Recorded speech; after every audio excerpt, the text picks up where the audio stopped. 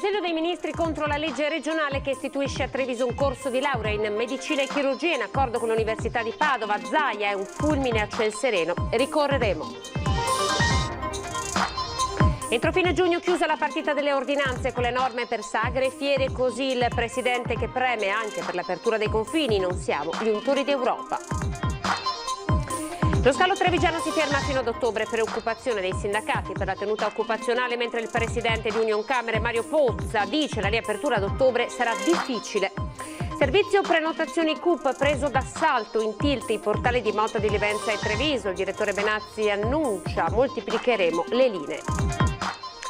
Dramma a Borso del Grappa, muore giovane di 23 anni, a ritrovare il suo corpo privo di vita l'amico che lo ospitava.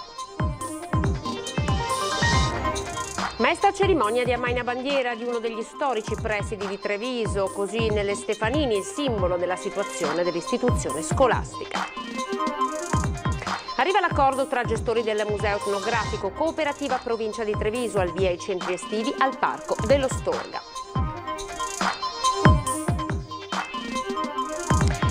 Buonasera, ben ritrovati in diretta come sempre. Questa è l'informazione che arriva dalla Marca trevigiana. Andiamo subito insieme a vedere quali sono i numeri del contagio da Covid-19. Ci sono buone notizie, non ci sono stati in tutta la Marca trevigiana nuovi contagiati, quindi il numero che possiamo segnalare è ancora lo 0. Ci sono stati 9 morti in tutta la regione del Veneto nelle ultime 12 ore, 2 persone sono decedute in 2 nosocomi della Marca trevigiana, ospedale di Treviso e ospedale di Oderzo.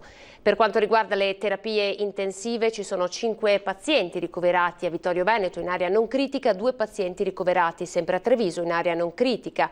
Invece in terapia intensiva fortunatamente non ci sono più pazienti ricoverati e questa è ancora una volta una buona notizia. E nelle notizie che si inseguono, una di quelle che sta facendo più parlare è proprio quella del governo che ha impugnato la legge regionale che avrebbe istituito un corso di facoltà di medicina e chirurgia proprio presso la città di Treviso. Sentiamo il presidente Luca Zaia che oggi ha parlato di riaperture, ma ovviamente ha toccato anche questo tema. Noi abbiamo avuto il demerito, o meglio la sfortuna, ma anche il grande merito di aver provato il coronavirus in nome e per conto del resto del mondo occidentale, perché siamo stati i primi. Noi non siamo gli untori d'Europa. Di fronte alla titubanza, se non riluttanza di tanti paesi, il governatore Zaia torna sul fronte caldo dell'apertura delle frontiere, cruciale per il primo comparto veneto, quello turistico. L'appello soprattutto ai vicini austriaci è forte e chiaro, la polemica con i palazzi di Vienna tutt'altro che velata. Massima responsabilità, però le frontiere vanno aperte. Ancora non c'è nessun segnale, è inammissibile, è incomprensibile che i fratelli austriaci che fanno parte delle nostre famiglie, ormai c'è un unicum, no, con queste comunità. L'Austria è una di quelle, come la Germania. Pensare che abbiano dei governanti che invece remano contro vuol dire che non hanno neanche capito, in barba al contratto sociale e alle idee di Rousseau, non hanno neanche capito cosa voglia dire rappresentare i propri cittadini. Insomma, il concetto per Zaia è uno solo, ovvero che il Veneto ora è sicuro. Lo dice la curva del contagio, lo conferma il modello matematico regionale elaborato in house. Quando si dice no, in house, qua c'è proprio veramente in house, qua non c'è proprio nulla venuto da fuori, e direi che funziona, perché se ci pensate, il modello che avevamo a febbraio, vi ricordate che vi dicevo avremmo gli ultimi pazienti residuali alla volta dei primi di luglio, ma accadrà proprio questo, che avremo 1, 2, 3 pazienti verso fine giugno, ma diciamo la grande scrematura sta avvenendo ed è anche avvenuta in buona parte. Anche per questo Zaia conferma per metà giugno l'intenzione di riaprire discoteche, sale da gioco, teatri e cinema. Per tutto il resto, come le fiere e i grandi eventi, l'orizzonte potrebbe essere la fine del mese. Io direi che se riusciamo, se i dati epidemiologici vanno nella direzione giusta, di chiudere la partita delle autorizzazioni per fine giugno. E c'è un fronte politico interno dopo le parole di Pierluigi Bersani, secondo cui se il centrodestra fosse stato al governo i cimiteri non sarebbero bastati. Ovviamente il riferimento è alle vittime del Covid. Spero che sia solo un'infelice uscita. Dopo, sapete, in Veneto c'è un detto, prima di parlare tasi, e penso che sia sempre buon adagio. E nel pomeriggio si è aperto anche un fronte istituzionale dopo che il governo ha impugnato la norma istitutiva del corso di laurea in medicina a Treviso. Noi andiamo comunque avanti e difenderemo la nostra legge, ha detto il governatore Zaia, rivendicando la legittimità dell'iter. Intanto un'altra polemica tra Roma e Venezia è servita. Profondamente stupiti e delusi, così ha detto il rettore dell'Università di Padova, Rosario Rizzuto, commentando l'impugnazione della legge della Regione del Veneto per il nuovo corso di laurea in medicina e chirurgia. L'attivazione del corso, ha spiegato Rizzuto, a Treviso, ma collegato con Padova, risponde ad una precisa volontà del Ministero dell'Università e della Ricerca, che ha chiesto in questi anni agli atenei di aumentare i numeri relativi alla formazione di nuovi medici. Rizzuto sottolinea che l'efficace collaborazione tra università e regioni su questo obiettivo non appare certo violare le competenze statali, ma anzi sostiene un importante impegno a favore dei futuri medici. Un impegno la cui importanza è risultata evidente anche nella recente emergenza dovuta alla pandemia da Covid. E se queste sono le parole del rettore Rosario Rizzuto, sentiamo subito in diretta le parole del sindaco Mario Conte, che ci ha raggiunto attraverso Skype. Buonasera sindaco. Buonasera. Lei ha detto una parola molto forte, Roma ce l'ha con noi sostanzialmente in merito a questo no, perché di fatto quello che sta facendo il Consiglio dei Ministri è impedire che a Treviso possa esserci un corso di laurea in medicina. È un accanimento questo, perché dopo il temporeggiare per la firma del master plan dell'aeroporto, che di fatto ha tenuto bloccato un investimento da 53 milioni di euro che ancora oggi non è sbloccato. Oggi arriva anche questo stop agli investimenti per la formazione, per l'università, che è davvero assurdo. Insomma, io credo che noi tutti dovremmo puntare sulla formazione di nuovi medici, sulle città universitarie. Cioè il Partito Democratico, il Movimento 5 Stelle si lavano sempre la bocca con queste parole, città universitarie, poi quando c'è un'occasione concreta, proprio quei partiti che tanto lo professano in realtà bloccano quelle che sono delle leggi regionali sacrosante. Quindi io adesso ovviamente noi saremo a fianco alla Regione Veneto e ci opporremo a questa decisione, perché ne va degli investimenti nel nostro territorio, della crescita della nostra città, dello sviluppo, della formazione. Cioè rimane un progetto fondamentale per la crescita della nostra città e non abbiamo alcuna intenzione di rinunciare. Che strumenti avete per ricorrere contro questa impugnazione? Ovviamente noi dovremo far squadra insieme alla Regione. Adesso nei prossimi giorni ci incontreremo. Anche dalle parole del Rettore non c'è alcun motivo per impugnare questa legge, che va esattamente nella direzione che è stata indicata proprio da questo governo. Quindi è una scelta davvero difficile da comprendere, che non vogliamo in alcun modo accettare, e quindi insieme alla Regione, insieme all'Università valuteremo quali strade percorrere, ma con la volontà assoluta di portare a Treviso il corso di medicina. Grazie Sindaco, grazie per essere stato con noi, buonasera. Grazie a voi. E allora dal corso di laurea all'aeroporto, ieri è arrivata la notizia dello stop, la chiusura dell'aeroporto probabilmente fino ad ottobre. Oggi non sono mancate le reazioni di Union Camere del Veneto, ma anche dei sindacati e poi dell'assessore regionale al turismo. Sentite.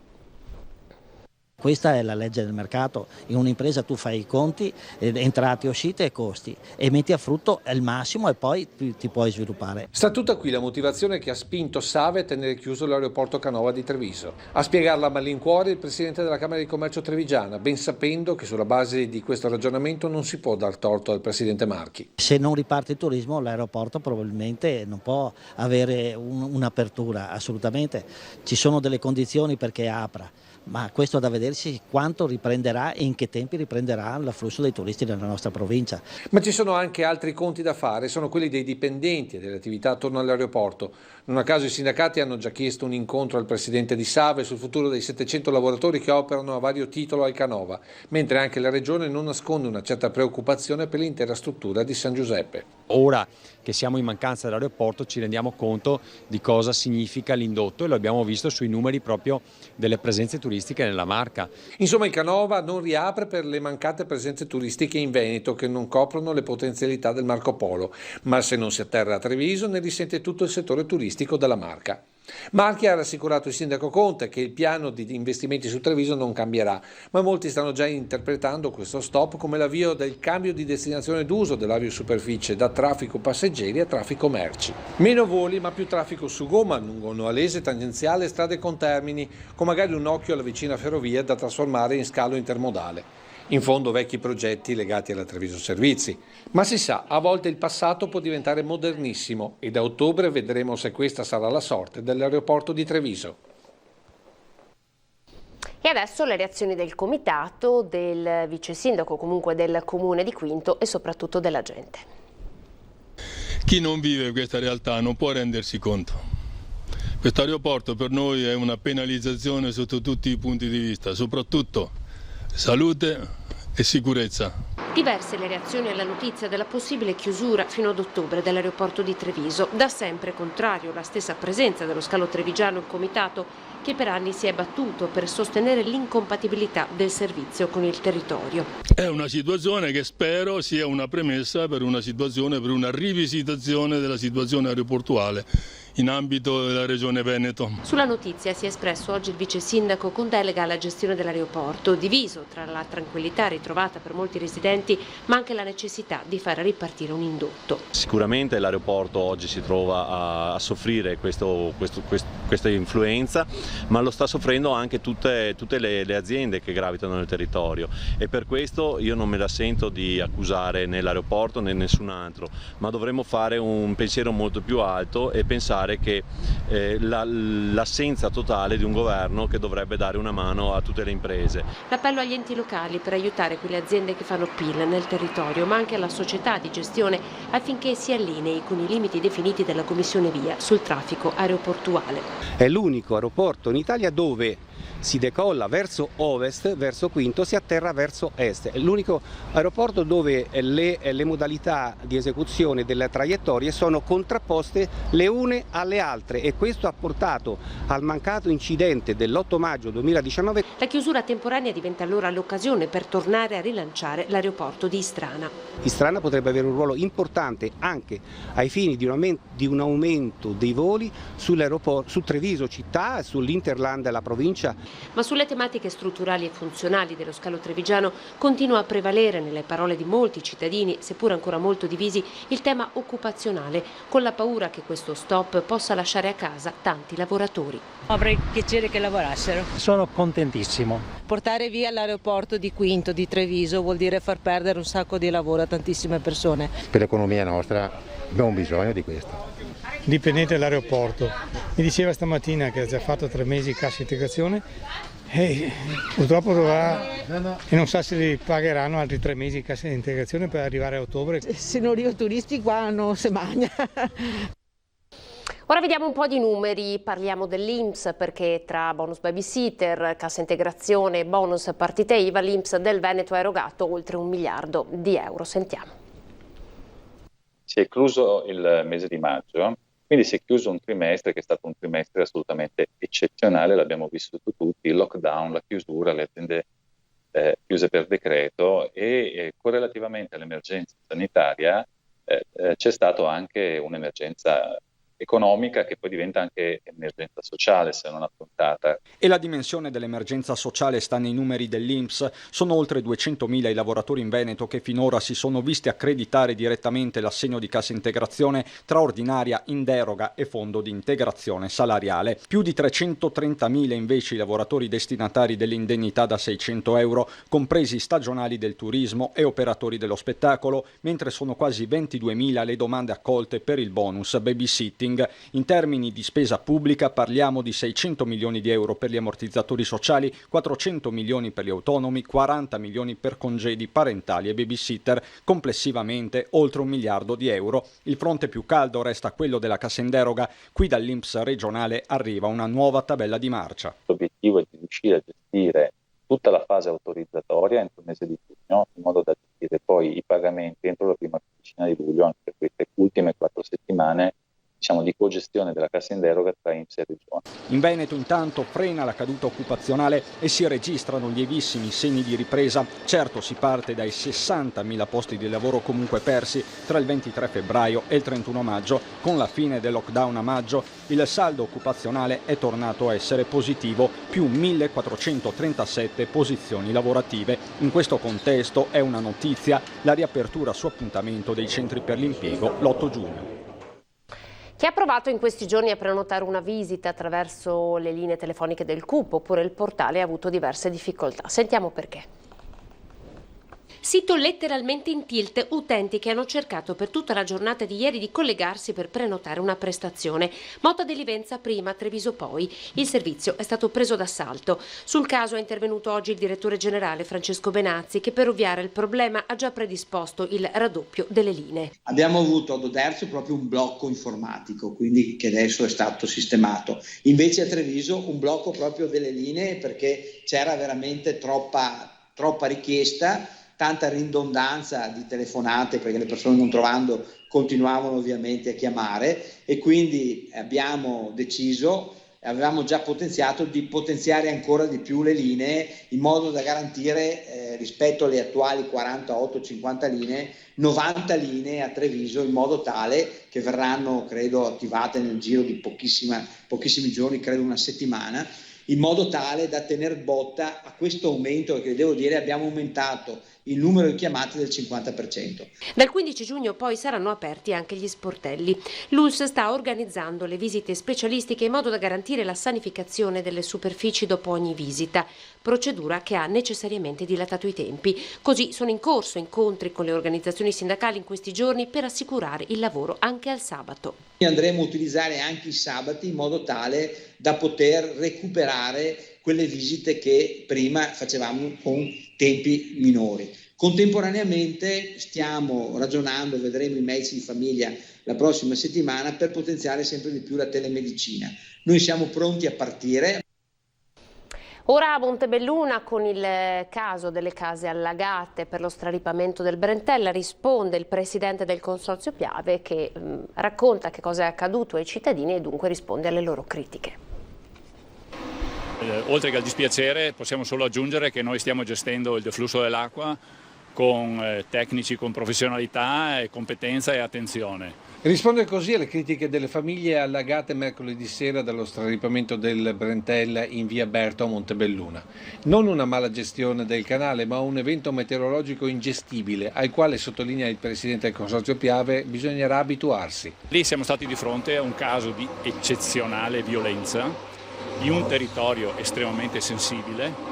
La Brentella è un canale di scolo che serve per l'irrigazione nei momenti come questi e inoltre raccoglie anche le acque di deflusso che abbiamo sul territorio. Un territorio, ripeto, che ha avuto uno sviluppo negli anni e che purtroppo i sottoservizi e lo scolo delle acque meteoriche con il cambiamento climatico che è in essere non sono sicuramente oggi adeguate. Tra le accuse che i danneggiati avanzano nei confronti del Consorzio, una riguarda la pulizia del canale con erbe finite a ridosso dei ponticelli ad ostacolare un già difficile deflusso. Per quel che riguarda la gestione noi la stiamo seguendo regolarmente, con attenzione, con appalti regolari e con i nostri guardiani che normalmente seguono i corsi d'acqua e fanno l'assistenza adeguata. Il presidente che infine contrattacca chiedendosi come sia possibile realizzare delle taverne così profonde e soprattutto così a ridosso del canale. Se noi abbiamo le bocche da lupo o gli accessi agli scantinati che sono sotto il livello della strada, è chiaro che l'acqua va dove la zona è più bassa e ce la troviamo in scantinato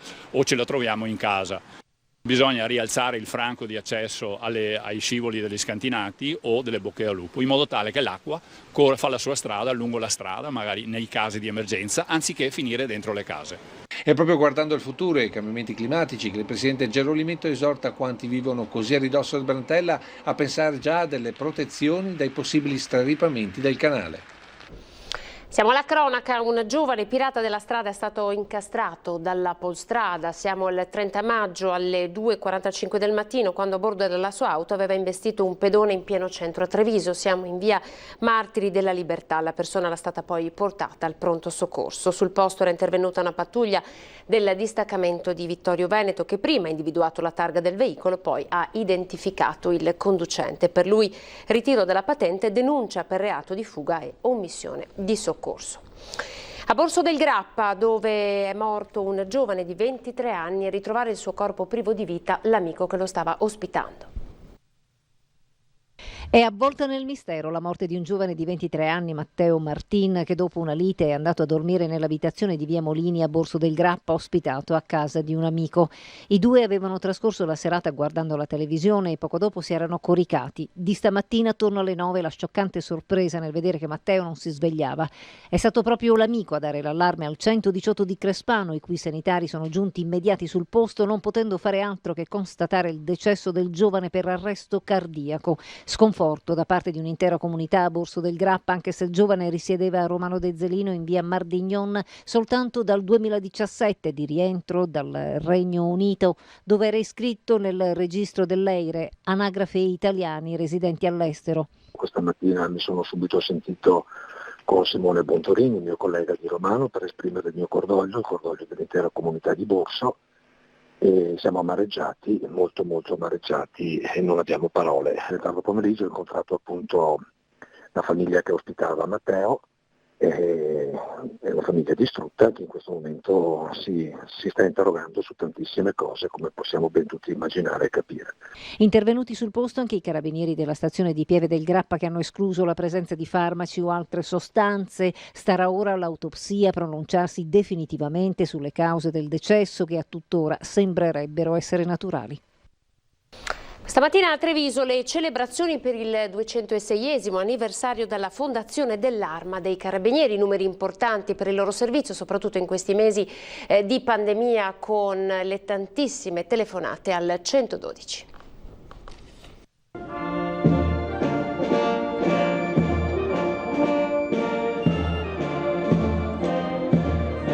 Ricorre oggi il 206esimo annuale di fondazione dell'Arma dei Carabinieri, che quest'anno assume un significato ancora più importante, perché con il centenario della concessione della prima medaglia d'oro al valor militare alla bandiera di guerra dell'istituzione per il valore dimostrato e il sangue versato durante il primo conflitto mondiale. Era il 5 giugno 1920, da allora in questa data si celebra la festa dell'Arma, nata come Corpo dei Carabinieri Reali il 13 luglio del 1814.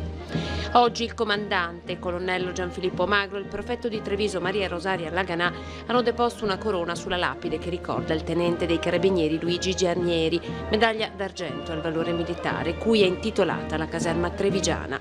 Un contributo prezioso quello offerto dai carabinieri con le compagnie di Treviso, Castelfranco, Conegliano, Montebelluna e Vittorio Veneto in questi mesi difficili. Tra marzo, aprile e maggio al 112 sono arrivate 56.740 telefonate. I militari hanno svolto 81.100 servizi preventivi, perseguito 24.130 delitti, deferendo in stato di libertà 6.375 persone. Lo scorso giugno, nella compagnia di Vittorio Veneto, è stato anche aperto un ufficio dedicato alle donne vittime di violenza nell'ambito del progetto Una stanza tutta per sé. Sono continuate poi le operazioni per la tutela dell'ambiente e il contrasto allo spaccio, mentre il nucleo investigativo ha disarticolato a settembre e a giugno 2 bande specializzate negli assalti ai bancomat in Veneto e nelle altre regioni del nord. Degne di menzione anche le 2 operazioni condotte dal nucleo ispettorato del lavoro per il contrasto allo sfruttamento del lavoro a Cessalto a dicembre e a Roncade a maggio.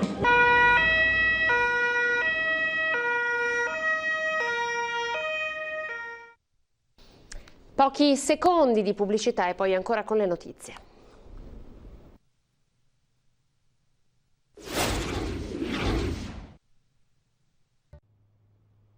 Oggi è stato l'ultimo giorno di scuola per diverse scuole trevigiane. Non abbiamo potuto vedere le belle immagini dei ragazzi che festeggiavano perché appunto non hanno potuto viverlo questo ultimo giorno di scuola. Vi facciamo vedere le immagini di questo mesto a Maina Bandiera, di uno dei presidi del Trevigiano.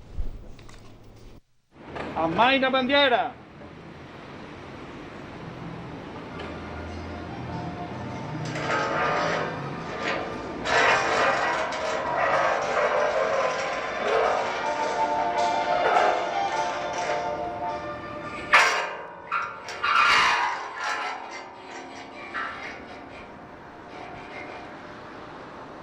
Inno sul telefonino, guanti e mascherine e soprattutto nessun alunno.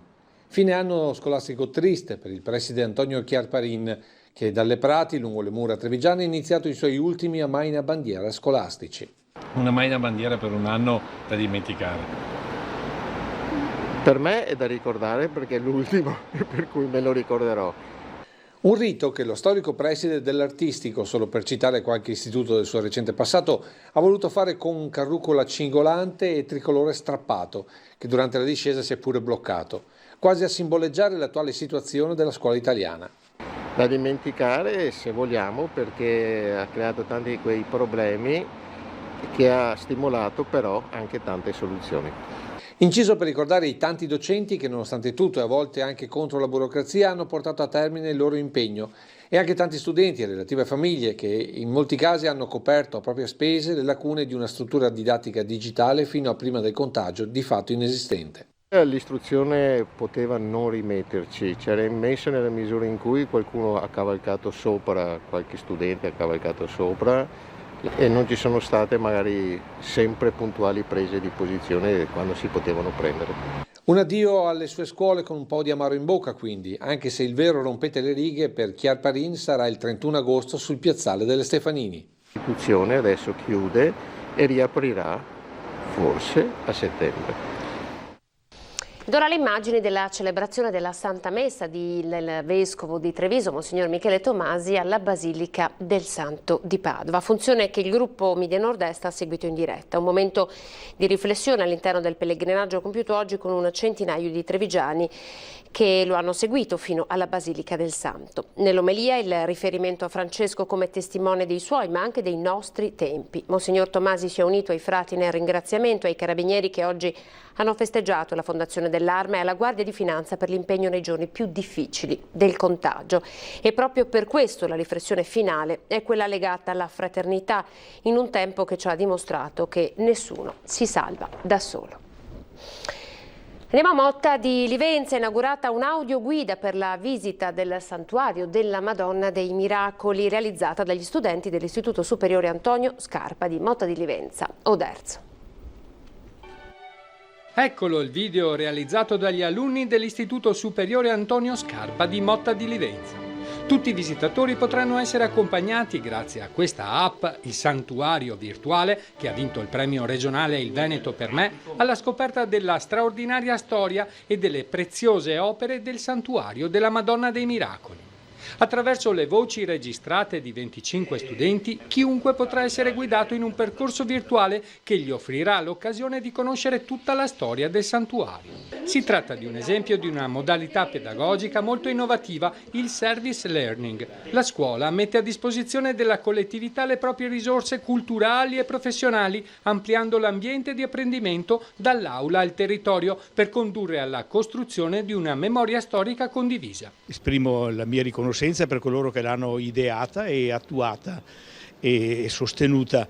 Il santuario di Motta di Livenza è nel cuore di tantissime persone. Aver messo a disposizione anche questo strumento penso che sia un guadagno, un vantaggio e una facilitazione e una promozione anche per questo luogo, non solo dal punto di vista turistico ed estetico, ma anche, io sono convinto, dal punto di vista di una esperienza di fede. In questo modo gli studenti si sono impegnati in prima persona per potenziare i valori della cittadinanza attiva e responsabile. Qui i ragazzi hanno cominciato a diventare un po' i custodi di questo scrigno di bellezza, hanno analizzato puntualmente studi antichi e studi recenti sull'argomento e oggi sono in grado di consegnare alla comunità questo lavoro. La descrizione del patrimonio storico ed artistico presentato nell'audioguida è accompagnata dalle musiche di Andrea Luca Lucchesi, compositore e musicista nato a Motta di Livenza nel 1741, maestro di cappella a Bonn, che conobbe Ludwig van Beethoven. Centri estivi anche al Parco dello Storga e al Museo Etnografico. Il presidente della provincia di Treviso ha firmato la concessione e la collaborazione con la cooperativa Comunica. I centri sono possibili infatti grazie all'accordo tra provincia, proprietaria del Parco della Storga e del Museo Etnografico Provinciale Case a Pievone. La cooperativa Comunica, che ha proposto l'iniziativa, subito accolta l'associazione Innovation Future School, oltre al gruppo folcloristico trevigiano, gestore del museo. Diventa strategica, ha detto il presidente Marcon, l'organizzazione di questi centri estivi che da un lato fungono da supporto alle famiglie e dall'altro riportano ragazzi e ragazze ad un fondamentale momento di socialità e interazione. Ecco perché la provincia con orgoglio apre il Parco dello Storga. Come ogni venerdì andiamo insieme a vedere le previsioni del tempo per questo weekend. Siamo sottoposti ancora all'azione di una depressione che ci indirizza a sistemi perturbati che poi causano un tipo di tempo tra il variabile e il perturbato. Prevediamo più in dettaglio su Treviso, ma su tutto il Trevigiano. Per sabato inizialmente una pausa di cielo anche sereno, poi gradualmente nel corso della mattinata, della tarda mattinata, si approssimerà un nuovo sistema perturbato che farà aumentare naturalmente la nuvolosità e darà possibilità poi nel pomeriggio di qualche temporale, di qualche fenomeno temporalesco, quindi di instabilità. Per domenica la situazione è un po' peggiore, nel senso che la nuvolosità sarà più presente, anche se si attenuerà in parte a intervalli abbastanza irregolari, però per domenica, per quasi tutta la giornata, ci sarà la possibilità di fenomeni temporaleschi. Un tipo di tempo purtroppo che ci farà compagnia per almeno 3-4 giorni della prossima settimana. Un miglioramento poi più sensibile è previsto, almeno dalle carte attuali, a fine prossima settimana. Con questa situazione le temperature, soprattutto le massime, si mantengono quasi al di sotto della media, infatti non vanno oltre i 21-22 gradi, anche se le minime sono alte, 18-20 gradi, grazie al cielo nuvoloso durante la nottata. Venti sono deboli con qualche rinforzo dai quadranti occidentali, l'Alto Adriatico, quindi il mare, è previsto mosso, localmente molto mosso. È tutto. Ora le notizie dal Bellunese.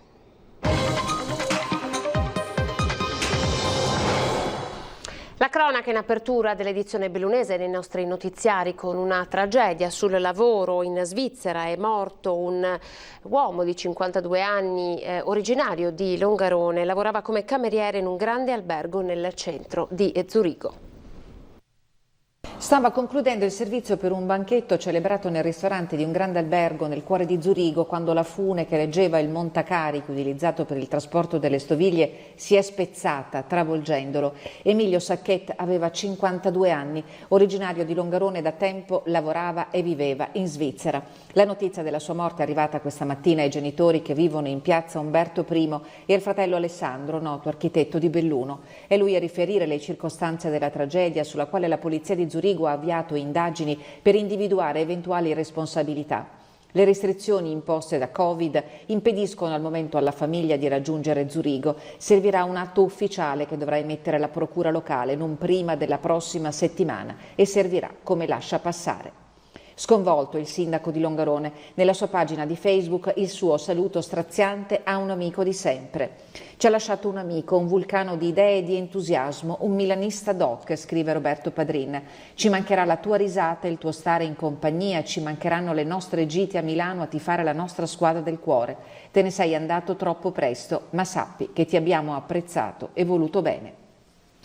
Tragedia sfiorata invece questa mattina a Ponte delle Alpi. Un operaio di 62 anni di Sedico era intento a seguire lavori di polizia all'interno di una silos betoniera quando il meccanismo che aziona il macchinario si è azionato imprigionandolo. Le sue urla hanno richiamato l'attenzione dei colleghi che hanno chiamato il 118. L'allerta ha mobilitato i vigili del fuoco e il personale sanitario. L'uomo è stato trasferito con l'eliambulanza all'ospedale di Treviso, dove si trova ricoverato in prognosi riservata per politrauma. L'incidente è accaduto nel piazzale del magazzino di un'impresa di costruzioni. Indagini e rilievi sono stati eseguiti dai carabinieri e dal personale dello Spisa. Siamo sempre pronti e disponibili a collaborare, così il numero 1 di Unifarco, Massimo Slaviero, sul progetto di rilancio del Nevegal, che non è più quello della New Co, cavalcato lo scorso anno. Confermato l'impegno dei soci privati per investire sul Colle insieme a Comune, Provincia e Regione. Il progetto è sempre quello di collaborare con la comunità di Belluno nell'aprire gli impianti del Nevegal. Certo, fa parte di questo progetto, non è più il progetto di acquisizione dell'impianto assieme al comune in una società mista, ma è diventato un progetto molto più bello, secondo me, in cui il comune si appropria degli impianti. Non è più il progetto della prima ora, quello sul quale il comune di Belluno aveva scommesso. Sfumata l'ipotesi di creare una NewCo per la gestione degli impianti del Nevegal, dallo scorso dicembre la strada per il rilancio del colle è tornata ad essere puntellata di nuove difficoltà. Unifarco, con i suoi vertici Ernesto Riva e Massimo Slaviero, non ha intenzione di mollare la presa. Ogni anno, spiega Slaviero, con il 5 per 1000 del nostro fatturato sosteniamo le attività sociali del nostro territorio. Contribuire alla rinascita del Nevegal è un impegno che vogliamo onorare. L'Unifarco farà una gara per partecipare alla gestione di questi impianti migliorati. Già la provincia e la regione hanno promesso degli interventi importanti per migliorare la struttura. Lo scorso anno, proprio di questi tempi, iniziavano i colloqui con Palazzo Rosso. Il lancio della NewCo era atteso per l'autunno, secondo i tempi previsti dal privato. Ho già la squadra fatta, quindi da un punto di vista come privato mi sento di sostenere questa tesi. Il pubblico purtroppo, io non posso entrare nel merito, ma ha dei tempi veramente biblici, rischiamo di morire tutte e due volte. Ma se ancora non si sa chi gestirà gli impianti del Nevegal, di oggi è invece la notizia dell'assegnazione al Consorzio Dolomiti Prealpi delle attività di informazione e promozione turistica dell'Infopoint del Colle e dello IAT di Piazza Duomo. Per l'apertura dei 2 uffici bisognerà attendere qualche giorno per il completamento delle procedure di organizzazione e sanificazione dei locali. L'ULSS Dolomiti ha affidato i lavori per la messa a norma antincendio dell'ospedale di Pieve di Cadore. L'intervento, per un importo pari a 614.000 euro, consiste nella messa a norma degli impianti e in alcuni lavori edili. Nell'ambito dei progetti per la messa a norma antincendio degli ospedali dell'ULSS Dolomiti sono state nominate le commissioni per l'aggiudicazione dell'appalto dei lavori che riguardano l'ospedale di Belluno e per l'aggiudicazione dell'appalto dei lavori di ristrutturazione del pronto soccorso di Agordo.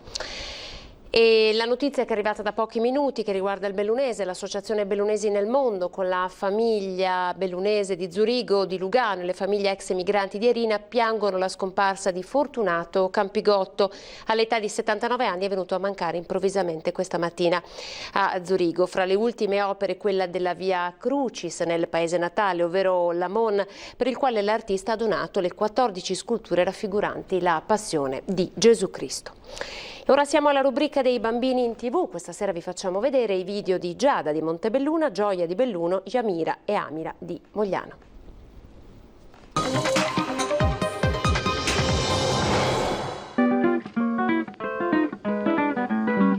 Un saluto da Giada e dai porcellini Theodore e Tony. Ciao! Non lo posso colorare domani? No, dobbiamo colorarlo oggi come no? No? Ti aiuto anch'io? No, ci sono i colori. Ora vi faccio vedere come sbucci di serie a Mogliano. Dai.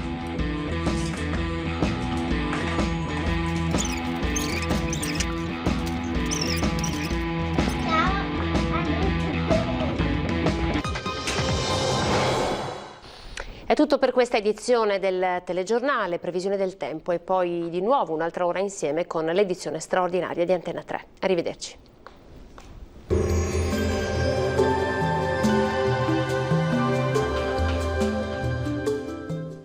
Pizza e bruschetta Enzo da Rosso, totalmente artigianali, non surgelate, senza conservanti e del nostro territorio, nei migliori supermercati. Bentrovati al meteo. Ci attende un weekend con tempo instabile. Sabato insisterà una certa variabilità e poi domenica l'arrivo di una nuova perturbazione. Vediamo intanto il dettaglio del 6 giugno. Sul Veneto al mattino avremo qualche rovescio sui monti alternato a pause asciutte e soleggiate. Dal pomeriggio però non si esclude qualche acquazzone anche sui restanti settori della nostra regione. Temperature fino a 17 gradi per quanto riguarda le minime, le massime invece oscilleranno tra i 20 e i 27 gradi. Stessa situazione anche sul Friuli Venezia Giulia, con tempo via via più instabile, inizialmente qualche schiarita, poi precipitazioni piuttosto diffuse. Temperature minime tra 15 e 17 gradi, massime comprese invece tra i 22 e i 24 gradi. Uno sguardo infine alla situazione del Trentino Alto Adige, dove lo scenario sarà decisamente simile, con più sole nella prima parte della giornata e con piogge frequenti nel pomeriggio e in serata. Temperature minime sui 13-14 gradi, massime invece fino a 26 gradi all'incirca. Dal meteo di Antena 3 per ora è tutto, arrivederci al prossimo aggiornamento.